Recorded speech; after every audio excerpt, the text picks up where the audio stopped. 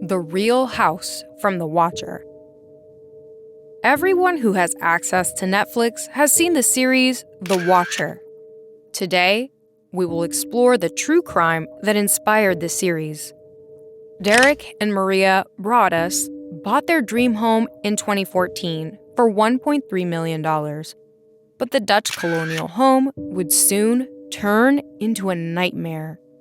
The couple received a welcoming letter that started politely, then left them shaking. Addressed to the new owner, it welcomed the Broaddus family by name. Oddly, it went on to say, "My grandfather watched the house in the 1920s, and my father watched in the 1960s. It is now my time. Do you know the history of the house? Do you know what lies within the walls of 657 Boulevard? Why are you here? I will find out." It was signed, The Watcher. Unnerved, they called the police, who was unable to lift any DNA from the letters. They searched the walls and the house fruitlessly. As the Broaddus family continued with the renovation, the letters became sinister. "I see already that you have flooded 657 Boulevard with contractors so that you can destroy the house as it was supposed to be. Tisk, tisk, tisk. Bad move. You don't want to make 657 Boulevard unhappy," the letter read, typed in cursive.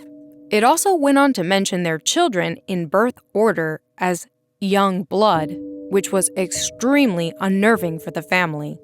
Upon contacting the previous owners, John and Andrea Woods, who lived peacefully for 23 years, they discovered that they had received a letter a few days before moving out. A few weeks later, they received a second letter which insisted the young blood go down to play in the basement. Or are they too afraid to go down there alone? I would be very afraid if I were them. It is far away from the rest of the house. If you were upstairs, you would never hear them scream, they wrote. It also inquired if they found what was in the walls. The Broadduses stopped bringing their children to the house and moved into a rental. Even a priest was called to bless the house. Despite thorough investigations by a private detective and the police, they were unable to identify the stalker. Their request to demolish the house and build 2 new ones was denied by the neighborhood committee, which shunned them for bringing bad drama to the area.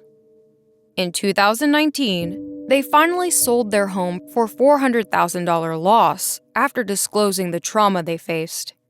They sent the new owners a letter wishing them love and happiness for the future that they never got to experience.